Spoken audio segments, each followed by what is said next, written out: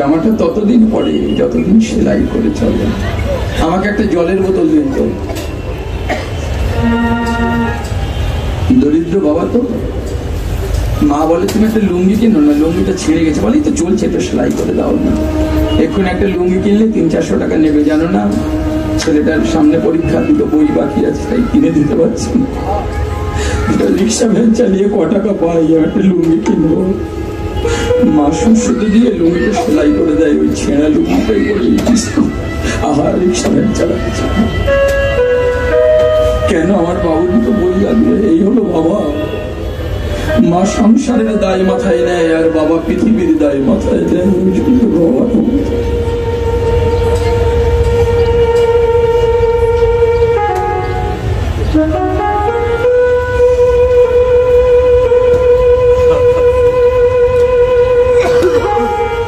সারা জীবন মাকে নিয়ে বলি, কালকের মাকে নিয়ে অনেক কথা বলেছি, আজকে দিন একটু বাবাকে নিয়ে। পিতৃতন্ত্রের ঘাড়ে পৃথিবীর সমস্ত দায় থাকে, জানেন? বাবাই হলো পৃথিবীর শ্রেষ্ঠ একজন, যে আমার পুরো দায়টা তার নিজের মাথার উপরে করেছিল।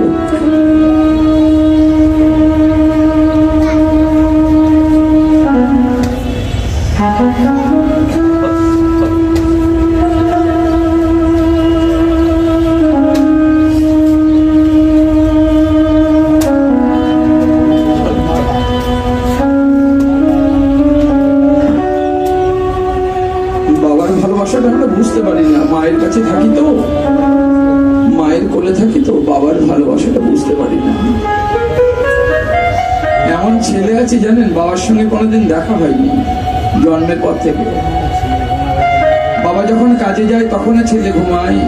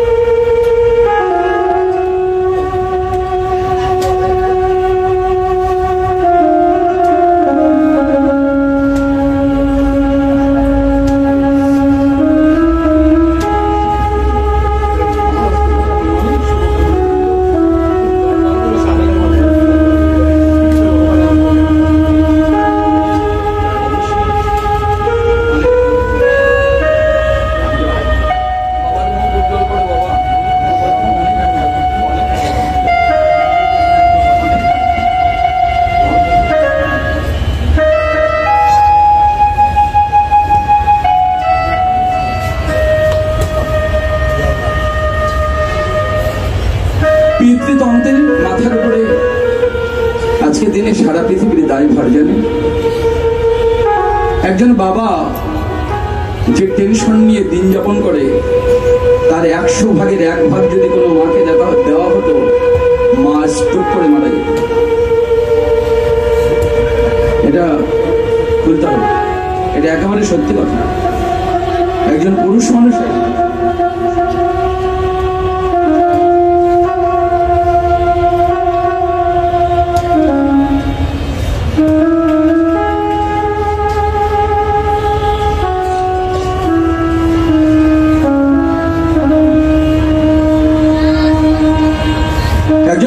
মানুষের মাথায় যে দায় দায়িত্ব থাকে, এই যদি কোনো মহিলা মানুষকে তার 1 ভাগের 1 ভাগ 100 ভাগের 1 ভাগ দেওয়া হয়, হার্ট ব্লকেজ হয়ে যাবে, স্ট্রোক করে মারা যাবে, সঙ্গে সঙ্গে নিতে পারবে না।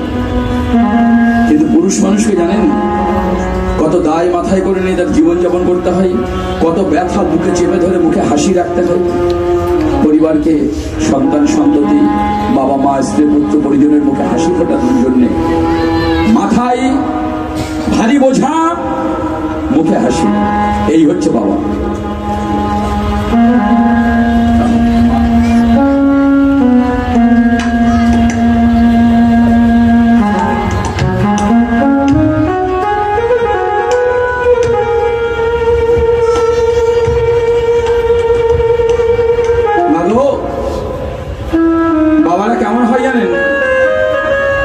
ভেঙে যায়, চোখ ফেটে জল বেরিয়ে আসতে চায়, কিন্তু ওটাকে বন্ধ করে মুখে হাসি রাখতে হয় পরিবারের মঙ্গলের জন্য। ছেলে যদি রাত্রি 12টার সময় বাবা বাড়ি আসার পরে বলে, বাবা কালকে সকালবেলা আমাকে 100 টাকা দেবে, বাবার পকেটে তখন 10 টাকা নেই, বাবা কিন্তু ছেলের মুখে হাসি ফোটান, হ্যাঁ রে বাবু 100 টাকা তো সকালবেলা দিস, আমি অবশ্যই দেবো। হেসে বললো, দেবো, বাবার পকেটে কিন্তু 10 টাকা নাই। এই হলো বাবা। তাই তো আমরা বলি, পিতা স্বর্গ, পিতা ধর্ম, পিতা কি পরমং তপ, পিতরি প্রতিমা পণ্ডিত প্রিয়ন্তে সর্বদেবতা। এই যদি হয় শাস্ত্রের ভাষা, পিতার পরে সবে দেবতা। আজকের কোথায় গেল সেই দেবতা? কেন আমরা দেবতার আসনে বাবাকে বসাতে পারলাম না? কেন আজকের দুঃখের দুয়ারে দরিদ্র বাবা অনেকটা অনাহারে কেন একা ঘরে বসে চোখের জলে বসে বলতে পারে,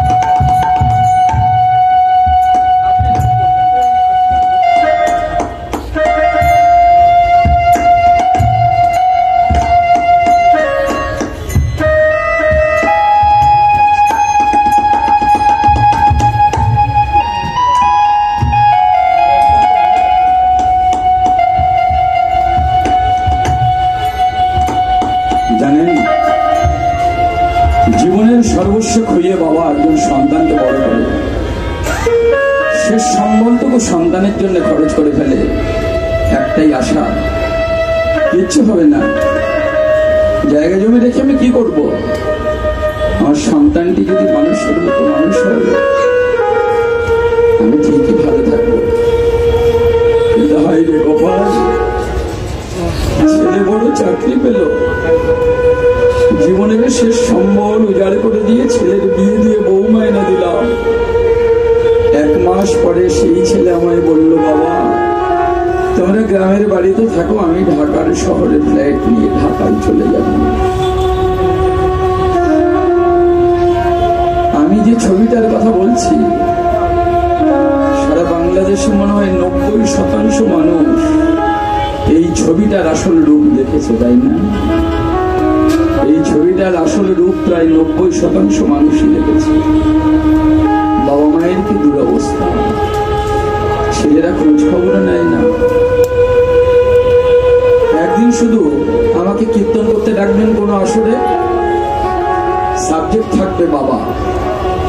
একদিন কীর্তন করতে ডাকবেন কোনো আসরে, সাবজেক্ট থাকবে মা। একদিন কীর্তন করতে ডাকবেন কোনো আসরে, সাবজেক্ট থাকবে বউ। আমাকে সব সাবজেক্টে না গেলে একটা করে সাবজেক্টে রাখবেন, সেই সাবজেক্টের উপরে আমি 4 ঘন্টা করে গান করে দেবো।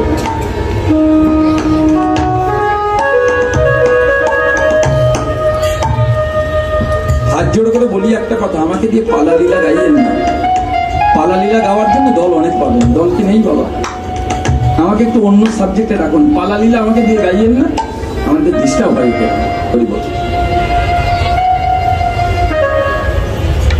তথাপি আমরা বাবার শ্রাদ্ধ দেব। সারা জীবন বাবাকে দেখলাম না, বন্ধন ছাড়িয়ে চলে গেলাম। কার কথায় গেলাম? বউয়ের কথায়। একজনও কোনো নজির দেখাতে পারবেন যে বাবা মার হাত ধরে রাখার জন্য বউয়ের হাত ছেড়ে দিয়েছে? না, আমি আমার বাবার হাত ছাড়তে পারবো না, আমার মায়ের হাত ছাড়তে পারবো না, পারলে তোমার হাত ছাড়িয়ে তুমি যেতে পারো, এরকম নজির নেই। বউয়ের হাত ছাড়িয়ে বাবা মায়ের হাত ধরেছে এরকম নজির পাবেন না, কিন্তু বাবা মায়ের হাত ছাড়িয়ে বউয়ের হাত ধরেছে 100 জনের মধ্যে 95 জন পাবেন। আপনাদের মধ্যে যদি সেরকম কেউ থেকে থাকে, আমার কথা শুনলে তার গায়ে তো বুলেটের মতো লাগে। আমার কথাগুলো একটু বুলেট, আমি বুলেট প্রুফ ব্যবহার করি না, আমার কথাগুলো র। জেনে যান, আপনি জেনে যান, আজকের আপনি যেটা করেছেন কালকে তৈরি থাকুন। আঘাত প্রত্যাঘাত, এটা বিজ্ঞান প্রমাণ করেছে। একটা দোলনাকে আপনি যত জোরে ধাক্কা দেবেন দোলনা তত দূরে চলে যাবে, কিন্তু মনে রাখবেন ওই দোলনা তত জোরেই কিন্তু আবার আপনার কাছেই ফিরে আসবে। আঘাত প্রত্যাঘাত, এটা নিয়ম। তাহলে আপনি যেমন হাতটা ছাড়িয়ে বইয়ের হাতটা ধরে ঢাকায় গেলেন, মনে রাখুন আপনার হাতটাও ছাড়িয়ে আপনার ছেলের বউয়ের হাতটা ধরেই ঢাকায় যাবে বা মালয়েশিয়ায় যাবে। তৈরি থাকুন, রেডি থাকুন। দাদু একটা পাথরের থালা ভেঙে ফেলে কাঁদছে। নাতি গিয়ে বলে, দাদু কাঁদিস কেন, কি হয়েছে? বলে, ভাই রে, আমি ক্ষতি করে ফেলেছি, তোর মা আমাকে মেরে ফেলবে। কেন? বলে, এই পাথরের থালাটাই আমি খাই রে, এই থালাটা আমার হাত থেকে কলপাড়ে পড়ে গিয়ে ভেঙে গেছে, এখন আমার খাবার তো দেবে না, খাবার চুলোই যাকে, আমাকে হয়তো মেরেই বসবে তোর মা। নাতির শুনে মনটা একটু ছোট হয়ে গেল। বলে, দাদু থালাটা তুমি আর একটা আছাড় মারো, মেরে 4 টুকরো করো। বলে, ওরে দাদু ভাই, একে 2 টুকরো হয়েছে আর তুই আমাকে 4 টুকরো করতে বলছিস, আমার জীবন শেষ।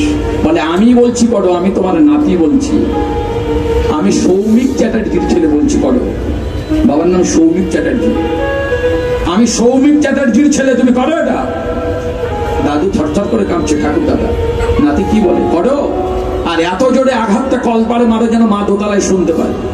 ওই ভাঙা থালাটাই তুমি আছাড় মারবে, আমি বলছি আমি সৌমিক চ্যাটার্জির ছেলে। নাতি যেই বলেছে, দাদু ওই ভাঙা থালাটা তুলে হাত কাঁপছে, মার গুলো আছাড়, জোরে মার, ও দরকার হলো দেওয়ালে মার, ফ্লোরে না মারিস, মায়ের কানে আওয়াজটা পাঠা। নাতি বলেছে, নাতির 22 বছর বয়স, সবে কলেজ পড়া শেষ করে এসেছে, ভার্সিটিতে যাবে। নাতি দাঁড়িয়ে আছে বাথরুমের পাড়ে, কল পাড়ে, আর এই হাত ধুতে গিয়ে থালা পড়ে গেছিল, দাদু সেই থালা ভাঙিয়েছে।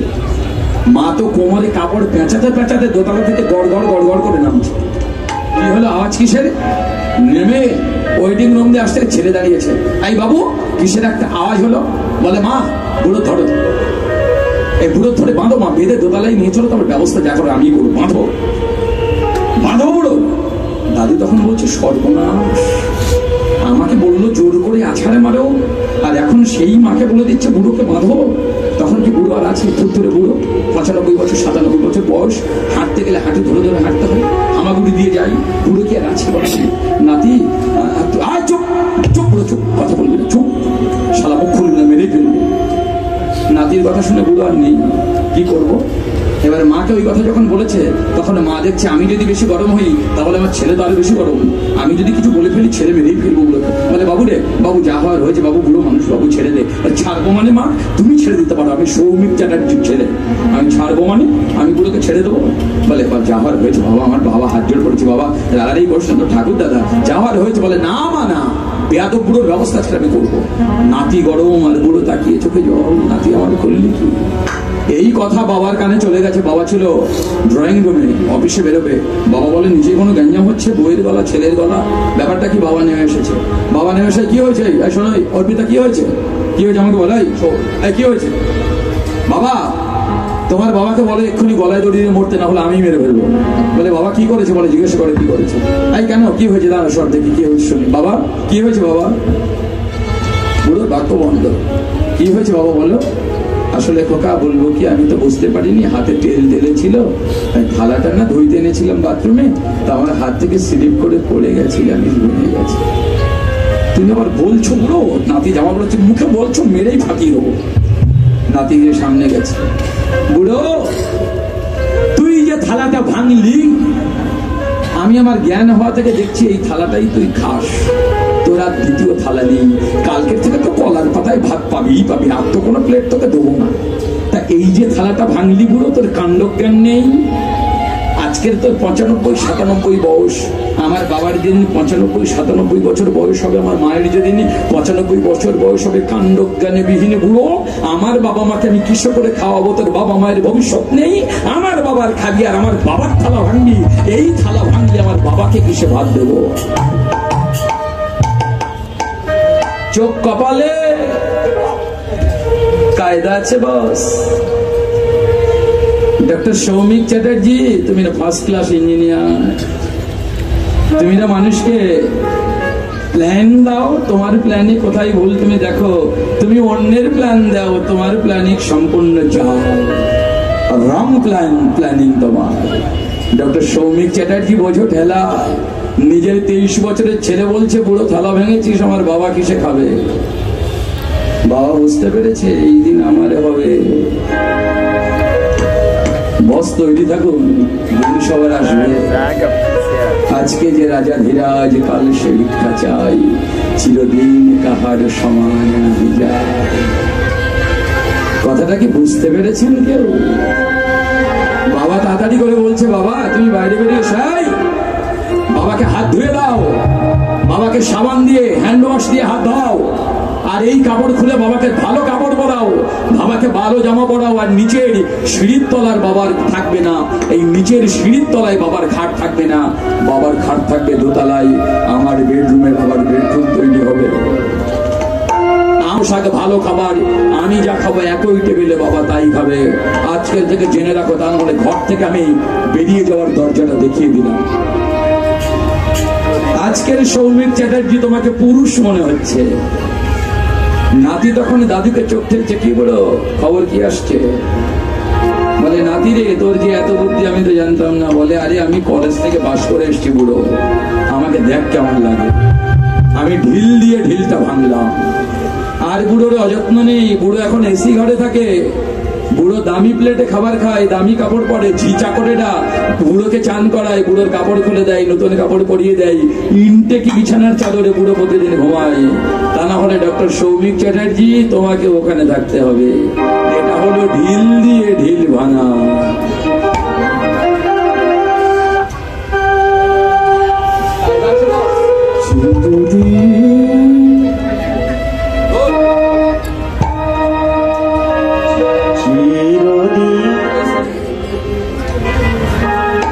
আজ 100 টাকাটা আমার দাদা ভাই আমার হাতে 100 টাকা দিলেন, আলিঙ্গন করলেন, ভক্তি করলেন। দেওয়ার কারণটা কি? দাদা ভাই কেন দিয়েছেন? ঠাকুরের সেবার জন্য। তা আমার মতো একটা বেয়াদবকে আপনারা টাকা পয়সা দিয়ে নষ্ট করেন। আমি একটা নাম্বার 1 অবভিয়াসলি বেয়াদব। আমি না পারি গলাতে, না পারি শুতে, না পারি কিচ্ছু করতে, ওসব পারি না, কিচ্ছু করতে পারি না। আপনারা আমাকে কেন চান বুঝি না তো। আপনাদের আমাকে চাওয়ার উদ্দেশ্য কি? আপনাদের আমি চাই কেন? আপনাদের পকেটের টাকা আমার পকেটে নেওয়ার জন্য। আপনারা আমাকে কেন চান? আমি তার টাকা দিই না। কেন চান একবারে তো বলুন। এই জন্য চাই, আমি তো একটা নাম্বার 1 গ্রেট ফরচুনেট বেয়াদব আমি নিজে। হরি বল, হরে কৃষ্ণ, হরি বল। শিক্ষা কি করে? শিক্ষা আমি কি করবো? আমি কি করবো? শিক্ষা মানুষকে কি করে? আলোর পথ দেখায়, দেখায় না? সেই শিক্ষা শ্রেষ্ঠ যে শিক্ষা বাবা মাকে সম্মান করতে জানে, আর সেই শিক্ষা নিকৃষ্ট যে শিক্ষা দিয়ে বাবা মার চরণে মাথা নত করতে জানে। এই হলো বাবা। এইবার বলি, সাবজেক্ট কমপ্লিট করি। এইবার বলি, তাহলে আমরা যে পিতৃ শ্রাদ্ধ করবো, বাবাকে ভালোবাসি বা নাবাসি, বাসবো কি বাসবো না জানি না, শ্রাদ্ধ একটা করবো। মরে গেছে মানে লোকে খারাপ বলবো, আত্মীয় স্বজন খাওয়াতে হবে, শ্রাদ্ধ একটা করবো। এইবার কি করবো?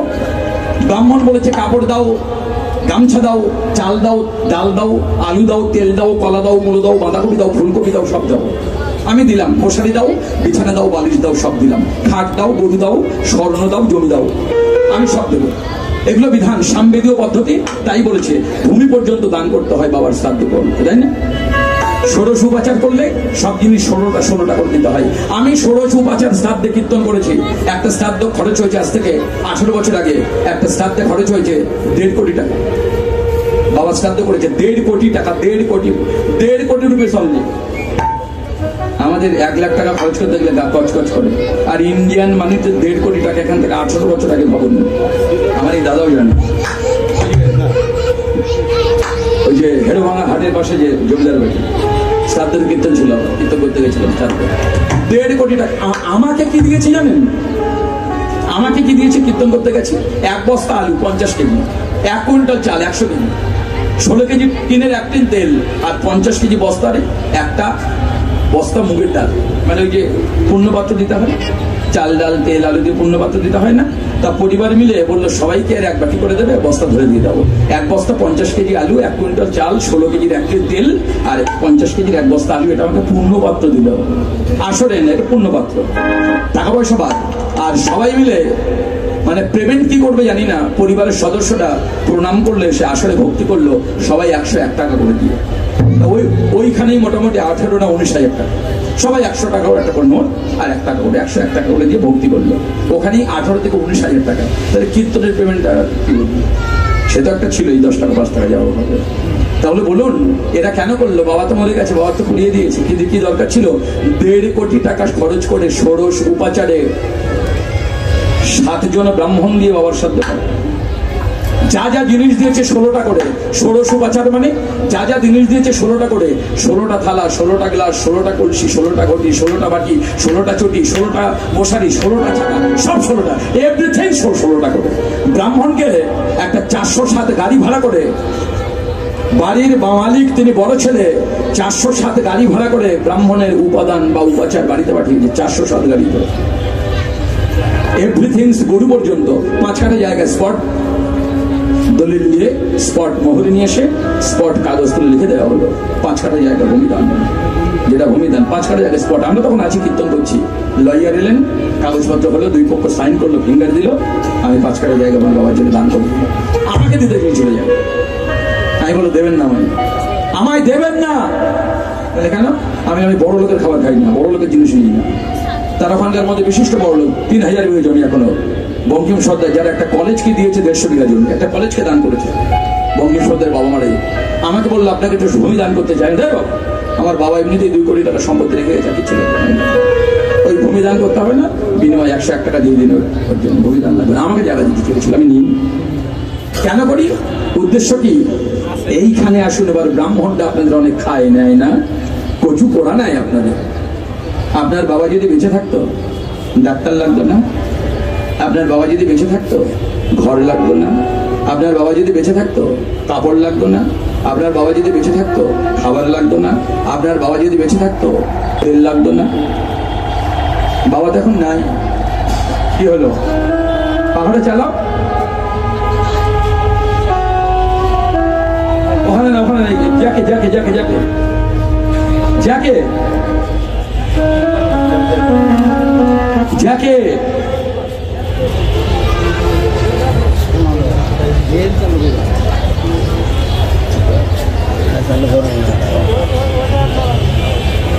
তাহলে বাবা বেঁচে থাকলে আমাকে বাবাকে সবকিছু দিতে হতো। বাবা প্রতিদিন আসার সময় তোমার জন্য না আমি একটা করে ফল আনতাম, 100 গ্রাম করে আঙুর কিনে আনতাম, আমার বাবা খাবে। আজকে তুমি নেই, আমি আজকের পর থেকে তোমায় কিচ্ছু দিতে পারবো না। বাবা জানো, সারা জীবন তোমার জন্য কাঁদবো, তোমার মুখে কিছু দিতে পারবো না। আমি আমার বাবার জন্য দামি কাপড় আনতাম, সর্বোচ্চ দামি জামাটা আমার বাবাকে পরাতাম। আমার বাবা চাইবে না, বাবাকে দেওয়া যাবে না। বাবা বলতে পারে আমি দেবো কাকে? একদিন ব্রত করেছি, একজন ব্রাহ্মণকে আমন্ত্রণ করিয়ে, আমি যে তোমায় দিতে পারবো না, একবার অন্তত তাকে আমি দেবো, সারা জন্ম তো দেওয়া হবে না। তাই আমার ইচ্ছে জেগেছে, ওরে যদি কিছু ফেলে দিতে হয় গঙ্গায় ফেলে দে, আর যদি কিছু দান করতে হয় ব্রাহ্মণের হাতে তুলে দে। কিছু ফেলি তো গঙ্গায়, আর কিছু দান করি তো ব্রাহ্মণ বৈষ্ণব। হ্যাঁ, মাতালের হাতে দিয়ে কোনো লাভ হবে না, চিটার বাটপারকে দিয়ে কোনো লাভ হবে না। যদি দান করতে হয় কিছু ব্রাহ্মণ বৈষ্ণবকে। কেন? শ্রদ্ধার দান। কেন? যে কাপড়টা বাবাকে দিতে পারবো না আজন্ম, একটা কাপড় আমি আপনাকে দিলাম। যে জুতোটাকে বাবাকে পরাতে পারবো না আজন্ম, একবার একটা জুতো আমি আপনাকে দিলাম। যে ছাতাটা বাবার মাথায় কোনোদিন ধরতে পারবো না আমি আজন্ম, তাই একটা ছাতা আমি আপনাকে দিলাম। আমি কোনোদিন বাবাকে অন্ন দিতে পারবো না, কোনোদিন বাবা আমার কাছে বসে খাবে না, তাই আজকের 1000 লোককে নিমন্ত্রণ করেছি। এই 1000 জন তোমরা প্রসাদ পাও, আর বলে যাও আমার বাবার আত্মা যেখানে থাকে সে যেন ভগবানের চরণে। হরি বল, হরি বল, হরি বল, হরি বল। আরে ব্রাহ্মণ বলেছে ধুতি লাগে, ব্রাহ্মণ বলেছে ধুতি লাগে আমি বাজার থেকে 50 টাকা করে ধুতি কিনে আনছি। ও ধুতি বাড়ির বাচ্চারা হাঁটলে পোঁত মোছাও যাবে না। 50 টাকা করে ধুতি কিনে আনছি, ব্রাহ্মণ ধুতি লিখেছে। আপনার বাবাকে ওটা পড়াতে পারতেন? পারতেন। তাহলে জীবনের একবার দিচ্ছেন ব্রাহ্মণকে একটা ওই ওই ওই ওই কাপড় দেবেন না। আপনি না দিলে ব্রাহ্মণ মরে যাবে তা নয়, আপনি না দিলে ব্রাহ্মণ না খেয়ে মরে যাবে তা নয়। দরকার হলে দোকানদারি করবে, চাকরি ব্যবসা করবে, আপনার পুজো করবে না। আমি একটা কথা আপনাদের বলে যাই, জগতে ব্রাহ্মণ আর গরু জগতের মঙ্গল করে, এরা অমঙ্গল করে না। ব্রাহ্মণ মঙ্গল করে মুখ দিয়ে বৈদিক মন্ত্র উদযাপন করে, আর গরু মঙ্গল করে তার শরীর দিয়ে। তার শরীর দ্বারা কি দিয়ে? গোময় গোমূত্র দিয়ে, অমৃত সমদুগ্ধ দিয়ে, তার চামড়া দিয়ে শিখল বানিয়ে গরু সমাজের মঙ্গল করে, আর ব্রাহ্মণ সমাজের মঙ্গল করে কি দিয়ে? বৈদিক মন্ত্র দিয়ে আপনার দেহটাকে শুদ্ধ করে। ওই জন্য ভগবানের দুটো প্রাণীকে ভালোবাসেন, একজন হলেন ব্রাহ্মণ আর একজন হলেন গরু। এইবার আপনার বলুন, ব্রাহ্মণদের উপরে কাদের আঙুল উঠছে? তুলুন আঙুল। আমি বলছি, আমি সৌম্য গোস্বামী বলছি, আঙুল তুলুন, আমার দিকে আঙুল তুলুন যদি সৎ সাহস থাকে, যদি বুকের পাটা থাকে, যদি মায়ের দুধ খান, আঙুল তুলুন আমার দিকে। তার কি প্রশ্ন আছে? ব্রাহ্মণরা সব নেয় না? ব্রাহ্মণরা নিয়ে বাবার 14 গোষ্ঠী ব্রাহ্মণের বাড়িতে অত আলমারি নেই যে আপনাদের এই 150 টাকার কাপড় আর এই একটু একটু গামছা যা দিয়ে পায়খানা করলে মোছা যায় না, ওইগুলো নিয়ে আলমারিতে ভর্তি করবে। কি দেন আপনারা?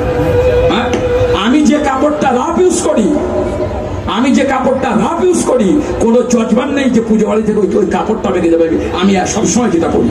কি দেয় ওরা আমাদের? আমরা ওগুলো নিয়ে কি করি? আমার বাড়িতে বউয়ের অত আলমারি নেই যে যে যাওয়া দেবে আলমারিতে ঠাসতে হবে। আমার বউ বারণ করে, কিচ্ছু নেবে না পুজো করে, সব ওখানে ছেড়ে আসবে। টাকাটা বলে পারলে নেবে না, পারলে না, দরকার নেই, টাকাও নেই। পুজো করবার পরে কতজন প্রণামী রেখে যায়, একটা জায়গা থাকে প্রণামী রেখে যায়, ওখানেই থাকে। আপনারা কি মনে করেন টাকার দাস? ব্রাহ্মণ লোভী? আপনার খাবার জন্য মানুষ হয়েছে? ডাকবেন না ব্রাহ্মণকে, বারণ করে দিলাম। বাড়িতে ষষ্ঠী পুজো থেকে শ্রাদ্ধ পর্যন্ত কোনোদিন যদি ব্রাহ্মণ লোভ প্রকাশ করে বা আপনাদের মনে হয় ব্রাহ্মণ লোভী, বাড়িতে মারাতে দেবেন না, নিমন্ত্রণ করবেন না ব্রাহ্মণকে, বারণ করে দিলাম। ব্রাহ্মণকে নিমন্ত্রণ করে নিয়ে আসবেন, আবার অন্যের কাছে সমালোচনা করবেন, এই ব্রাহ্মণরা এত চাই, কি চাই গো, কি দাও গো, কি দাও?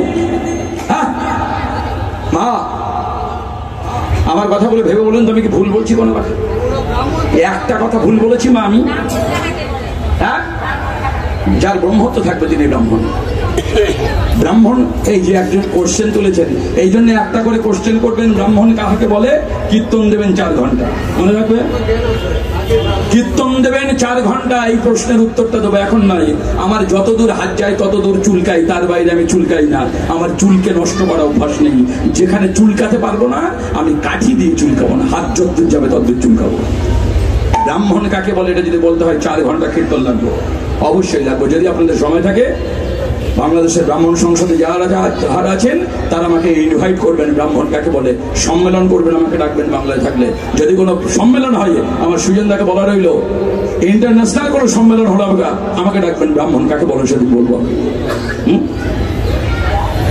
আমাকে অতটা দুর্বল হওয়ার কিছু নেই। চেহারা হয়তো ছোট, মাংস হয়তো কম মানে 82 কেজি, কিন্তু অতটা দুর্বল হওয়ার কিছু নেই। তাহলে যাক, ব্রাহ্মণকে আপনাদের প্রয়োজন মেটাবার জন্য যাবেন, ব্রাহ্মণের পায়ে প্রণাম করে মাথায় হাত রেখে আশীর্বাদ নেবেন। কোনোদিন পিছনে ঘুরে বলবেন না কাপড় চোপড় ধুতি গামছা চাল ডাল সব নিয়ে চলে গেল, ওটা না হলে ব্রাহ্মণের চলে, অবভিয়াসলি চলে। যাক, বলা বক্তব্য শেষ, আমার সময় শেষ, আর মাত্র 20 মিনিট টাইম। আসুন লীলাটা সম্বোধন করি। এবার আমার গৌরহরি লীলা সম্বোধন করে বৃন্দাবনে এলেন, ব্রজলীলা আস্বাদন করবেন। কি দেখছেন বৃন্দাবনে? সেদাম যায় কহে নন্দে নন্দনা,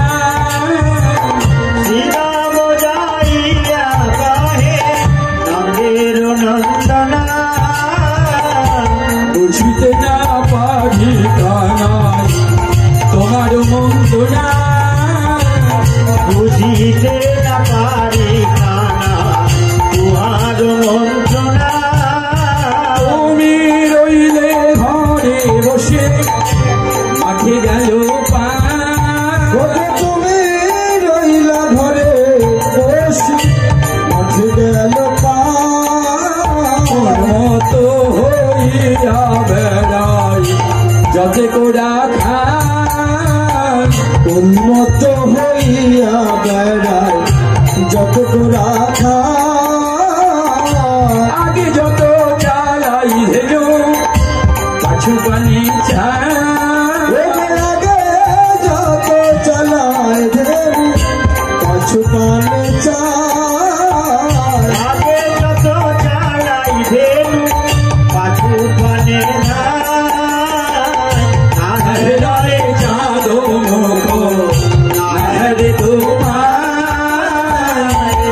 ঘরে চাদর কাঁধের তোমার তুই ছাড়া কেউ যায় না মনে, তুই ছাড়া কেউ যায় না মনে, তুই ছাড়া কেউ যায় না মনে, তুই ছাড়া কেউ যায় না মনে।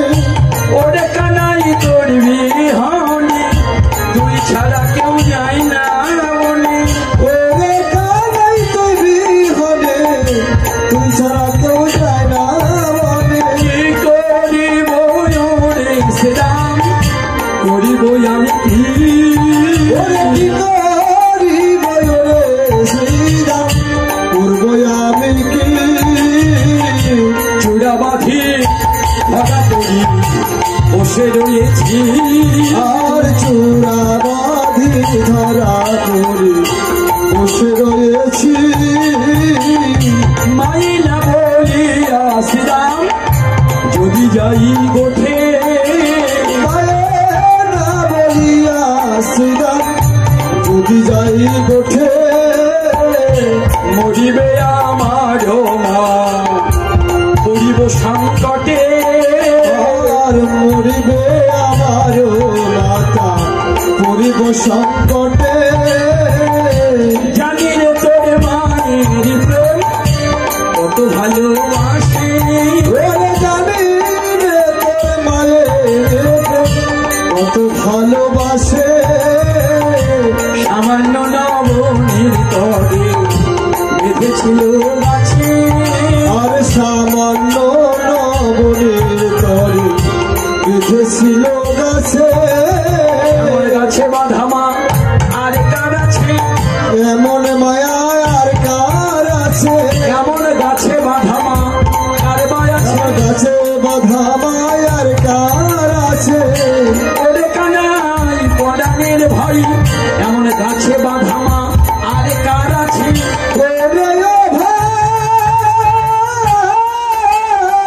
পরাণের ভাই এমন মায়া কার আছে। মা হয়ে কি বাঁধিতে পারে, মাতা হয়ে কি বাঁধতে পারে, ওরে মা হয়ে এমন বাঁধিতে পারে, মা হয়ে এমন বাঁধতে পারে। বলতে লজ্জা করছে না? এইখানে একটু কথাটা বলতে লজ্জা করছে না? দেখ তোরও মা আছে আমারও মা আছে, আমার মা কোনোদিন এমনি করে বাঁধে না, তোর মা